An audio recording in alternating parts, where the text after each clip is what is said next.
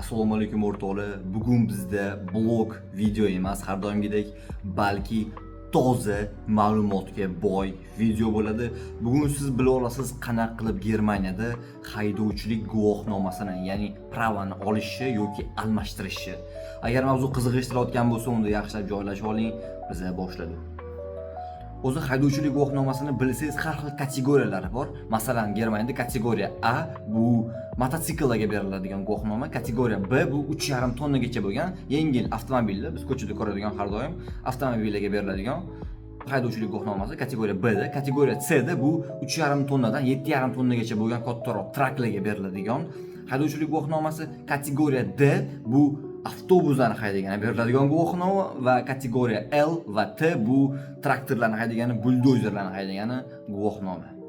Va biza bugun kategoriya B ga oid, ya'ni yengil avtomobillarga qanaqa qilib guvohnoma olish mumkinligini gaplashib chiqamiz. Narxini, qanaqa olish, proseslar, xatda o'qish, hammasi bugun bo'ladi. Ketdik. Haydovchilik guvohnomasini olishingiz uchun sizga avtomaktab kerak bo'ladi va ular Germaniyada Fahrschule deb nomlanadi. Avtomaktablar bu yerda to'liq yotibdi. Qaysi biriga borishlikni esa internetdan qarab, odamlar yozgan, qoldirgan fikrlari va izohlarini ko'rib belgilashingiz mumkin yoki shunchaki o'zingiz turar joyingizga eng yaqin bo'lgan avtomaktabga borishingiz mumkin. The choice is yours deyshadi, ya'ni tanlov o'zingizda. Shu yerda bitta juda muhim narsani aytib ketishim kerak bo'ladi. Bu sizlarga juda foydali bo'ladi menimcha. Germaniyada hamma avtomaktablar ham nemis tilini talab qilmaydi. Ya'ni bu yerda rus tilida yoki ingliz tilida haydovchilik guvohnomasini o'qib turib, imtihon topshirib, bemalol olishingiz mumkin. Bunga ham imkon bor. Ya'ni nemis tili 100% nemis tili kerak deb talab qilinmaydi aynan bu masalada. Lekin bunaqa haydovchilik guvohnomasini olish uchun u avtomaktablarni o'zingiz qidirib topishingiz kerak. Mahalliy aholidan, o'rtoqlaringizdan so'rab surishtirib, qayerda ruscha yoki inglizcha o'qitadigan bor deb so'rab ko'rishingiz kerak, gaplashib ko'rishingiz kerak yoki internetga kirib qidirishingiz kerak, topishingiz kerak. Balkim u sizdan 15-20 kilometr uzoqroqdadir, lekin rus tilida yoki ingliz tilida bo'lganiga qulay bo'lsa, bemalol borib kelishga menimcha arziydi. Shunaqa masala. Lekin nemischani bilib qo'ygan baribir yaxshiroq, chunki nemischani bilsangiz Germaniyada hech qachon kam qilmaydi. Xo'p, endi siz avtomaktab tanladingiz, bordingiz, gaplashdingiz-da, endi ular sizdan dokumentlarni so'radi. Siz ularga o'zingiz shaxsiy dokumentlaringizni hammasini topshirasiz. Undan keyin ular sizdan yana ikkita qo'shimcha dokument so'raydi. Ulardan birinchisi bu ko'zingizni ko'rishiga test so'raydi, ya'ni ko'zingiz qanchalik zo'r ko'radi, ya'ni test na zreniya. Shuni so'raydi, chunki agar ko'zingizda muammo bo'ladigan bo'lsa, ertaga xudo xolisa pravezni olganingizdan keyin pravada yozib qo'yadi. Mashina ko'zoynak taqilgan holda haydalishi kerak deb yozib qo'yadi. Bu juda muhim narsa. O'zingiz sog'lig'ingiz uchun ham, ertaga yo'lda yurganda ham. Va ikkinchi narsa bu birinchi yordam qilish uchun kichkina kursdan o'tasiz. Ertaga qanaqadir muammo bo'lib qoladigan bo'lsa, o'zingizda yoki kimdadir birinchi yordam qilishni har bir odam bilishi kerak. Shunga bundan ham shunday tez o'tib olasiz va bo'ldi. Xo'p, endi o'qishni o'ziga to'xtaladigan bo'lsak, o'qishingiz sizni ikkiga bo'linadi. Birinchisi bu teoriya qismi, ya'ni nazariy qism, ikkinchisi bu praktika qismi. Nazariy qismda sizda 14 ta dars bo'ladi va 14 ta dars hammasiga borishingiz kerak bo'ladi. Va bu 14 tadan 12 tasi yo'l harakati qonun qoidalariga oid bo'ladi va ikkitasi bu mashinangizni texnik holatlariga oid bo'ladi. Shunaqa. Va har yili bu yoqda transport vazirligi 1000 ta savoldan ishlab chiqaradi har yili va u 1000 ta savoldan 30 tasi sizni nazariy testingizda, imtihoningizda aniq tushadi. Xo'p, endi qaranglar, hozir sizlar sistemani tushunib olishingiz uchun men sizlarga tushuntirib beraman. Har bitta savol, testinglardagi har bitta savol 2, 3, 4 yoki uzog'i 5 ballgacha baholanadi va ularning baholanishi savollar qiyin, osonligiga qarab farqlanadi, belgilanadi va o'sha testinglarda 30 ta savol tushsa, 30 ta savoldan 10 ballgacha xato qilish mumkin. 10 ta xato emas, 10 ballgacha xato qilish mumkin. Ya'ni 30 ta savolda bo'lsa, siz 2 ta 5 balli xato qilib qo'ysangiz, bu 10 ball bo'ladi va bo'ldi. 2 ta savolda xato qildingiz, 28 tani to'g'ri qildingiz, 2 tani noto'g'ri qildingiz, chunki o'sha ikkitasi 5 balli bo'lganiga siz imtihondan yiqilasiz.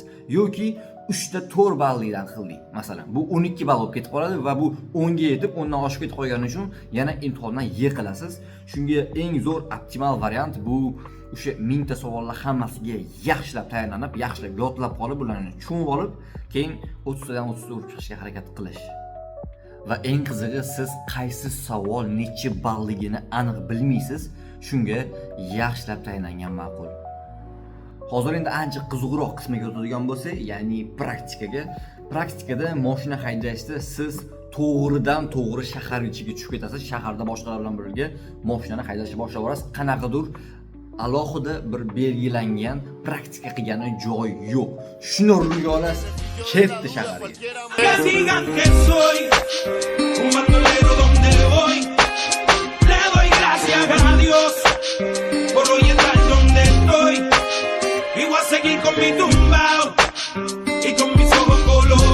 Bitta muhim tushunchani sizlarga aytib ketmoqchiman. Masalan, akademik soat degan narsa bor. Masalan, bizning o'zimizning hayotda 1 soat bu 60 daqiqa bo'ladigan bo'lsa, bu yoqda avtomaktabda bitta akademik soat bu 45 daqiqa hisoblanadi. Ikkita akademik soat bu 90 daqiqa va hokazo. Va siz har safar praktika darslaringizda ikkita akademik soat ketadi, ya'ni 90 minutdan bo'ladi praktika darslaringiz. O'rtacha har bir odam o'zini praktika davrida 15 soatdan 18 soatgacha, akademik soatgacha mashinani haydab berish kerak bo'ladi va bundan atigi 12 soati majburiy bo'ladi. Ya'ni 5 ta akademik soat siz shahar tashqarisida haydab berishingiz kerak, 4 ta avtobanda, katta ko'chalarda haydab berishingiz kerak bo'ladi va 3 ta kechki payt haydab berishingiz kerak bo'ladi va buni ichida siz mashinani parkovka qilishni ham o'rganasiz va ekstrenniy holatda tez tormoz tortishni ham o'rganasizlar. Va qachon sizni instruktoringiz sizni tayyor deb hisoblasa, o'shandagina u sizni mashina haydashdan imtihonga ro'yxatdan o'tkazadi va imtihon odatda shu 45 minut, 55 minutlar atrofida bo'ladi va bu vaqt ichida siz hamma joydan haydab ko'rasiz. Erta ham, betda ham o'sha hamma kerakli joylardan haydab ko'rasiz mashinani va imtihon paytida sizni instruktoringiz, ustozingiz sizni oldingizda o'tiradi, chunki masalan qovun tushirib qo'ysangiz, yugurib kelib turib daraxtga kalla qo'yaman desangiz, sizni bu narsadan saqlab qolish kerak bo'ladi. Endi har xil vaziyat bo'lishi mumkin imtihonda, hayajonlanib ketsangiz masalanda, shuning uchun instruktor oldingizda o'tiradi va orqa sideniyada o'rindiqda sizni shu imtihon tekshiruvchingiz o'tiradi, shu ko'chani kuzatib ketadi va o'zingizni qanaqa haydayotganingizni kuzatib, baholab ketadi va agar u siz qanaqadir qo'pol xato qilmadingiz deb topsa, hammasi yaxshi deb topsa, unda sizni pravingizni beriladi va pravizni olishga ham taxminan 3 oydan 5 oygacha vaqt ketib qoladi. Shunaqa masala. Yana bitta muhim masala, o'sha pravizni olganingizdan keyin pravizni olishadi, mana, voh deb pravani berishadi. Pravani olganingizdan keyin siz 2 yil tekshiruv ostida bo'lasiz. Prosta shunchaki berib qo'yib, bo'ldi bilganingni qil deyishmaydi. Yana 2 yil tekshiruv ostida bo'lasiz. Ya'ni sizga qanaqadir ruxsat berilmaydi emas, shunchaki tekshiruv ostida bo'lasiz. Muammolarni qilmayapsizmi, yo'l harakati qoidalariga rioya qilyapsizmi yo'qmi? Agar tez muammolar qilib turadigan bo'lsangiz, mashina bilan unda bu tekshiruv rejimiga yana qo'shimcha 2 yil qo'shib berishlari mumkin, yoki ba'zi bir holatlarda agar qo'pol, juda qattiq muammolar qiladigan bo'lsangiz, unda pravizni yana olib qo'yishlari mumkin yoki qaytadan o'qish kerak bo'ladi, chiqib pravani olib qo'yish ehtimoli bor. Agar esa shu 2 yil ichida shu tekshiruv davomida, tekshiruv yillari davomida siz hech qanaqa muammo qilmasdan tinch, yaxshi haydab yursangiz mashinani, unda 2 yildan keyin bemalol hech qanaqa tekshiruvlarsiz, qattiq nazoratlasiz mashinani olib haydab yuraverasiz. Gaz bo'ladi. Bugun ertalab o'rtog'im aytganidek, bundan buyog'iga faqat gaz bo'ladi. Xo'p, endi eng qiziqarli joy haqida gaplashadigan bo'lsak, ya'ni puli, narx-navo haqida gaplashsak. Xo'p, o'sha sizni birinchi nazariy qismingiz, sizni 14 ta darsingiz, undan tashqari doktorga borib ko'zingizni tekshirtirishingiz va undan tashqari birinchi tez yordam qilish kursingiz hammasi umumiy olganda 200 yevro bo'ladi. 200 yevro atrofida yoki 200 yevroni o'zi bo'ladi. Shunaqa masala.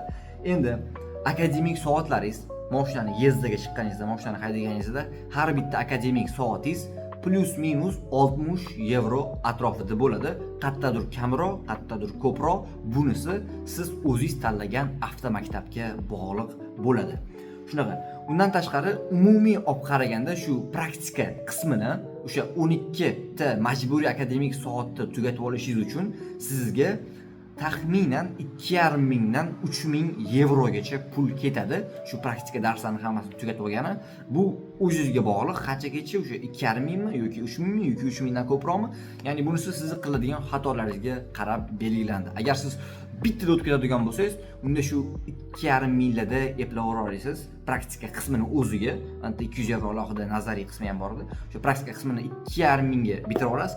Agar xato qilaversangiz, yiqilaversangiz, unda o'sha qayta topshiraverasiz, o'sha praktika qismini qayta topshiraverasiz va bu topshirishingiz pul shunga oshib ketaveradi. 3 mingga ham borishi mumkin. Shunga o'ziga qaraydi bu joylari. Agar praktikani imtihonidan yiqiladigan bo'lsangiz, unda bu boshqa masala. Unda siz instruktoringiz bilan birga qo'shimcha belgilangan soat yana mashinada haydab berishingiz kerak bo'ladi. Va undan tashqari keyin boshqatdan imtihonga registratsiya qilib, imtihon topshirasiz. Bu registratsiya qilishingiz esa yana pul bo'ladi. Shunaqa masala bor. Aytgancha, imtihonni avtomatik korobka mashinada haydab topshirib bersa bo'ladi. Faqat praktika davrlaringizda siz qanchadir soat, belgilangan soat mexanika mashinasini ham o'rganib haydab berishingiz kerak bo'ladi. Keyin pravezni olganingizdan keyin bemalol xolasangiz mexanikada, xolasangiz avtomatda haydab yuraverasiz. Endi shuncha ma'lumotni berib ketdim. Yana bitta juda muhim narsani berib aytib ketishim kerak. Kimdir uchun bu juda muhim. Masalan, sizda prava bor, O'zbekiston pravasi yoki Koreya pravasi yoki boshqa joy pravasi. Siz Germaniyaga kelyapsiz. Germaniyaga keldingizda pravani almashtirmoqchisiz. Nima qilasiz? Pravani almashtirayotganingizda siz nazariydan yana qaytadan imtihon topshirib berishingiz kerak bo'ladi. Shu test topshirib berishingiz kerak bo'ladi.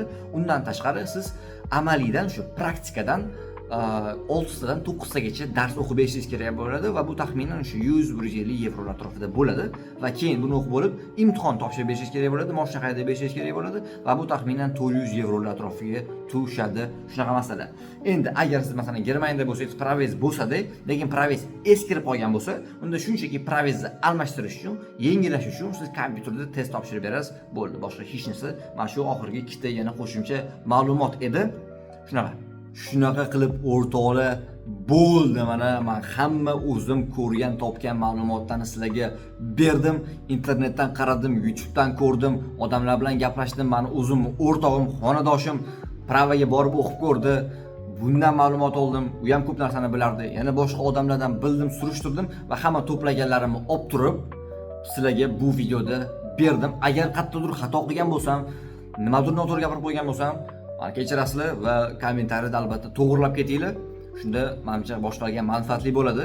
Va agar siz bu videoni shu joyigacha, oxirigacha ko'rib kelgan bo'lsangiz, unda bravo, siz legendasiz. Mendan respekt, kommentariyada respekt so'zini yozib ketinglar. Agar shu joyigacha ko'rgan bo'lsanglar, juda ham kattakon rahmat, maladessizlar. Zo'r. Qilib shunaqa video ham tugadi. Hammaga rahmat ko'rganinglar uchun. Shunaqa ma'lumotli video bo'ldi. Xudo xolasa keyingi videolarda yana bloglarni davom etamiz. Hammaga xayr.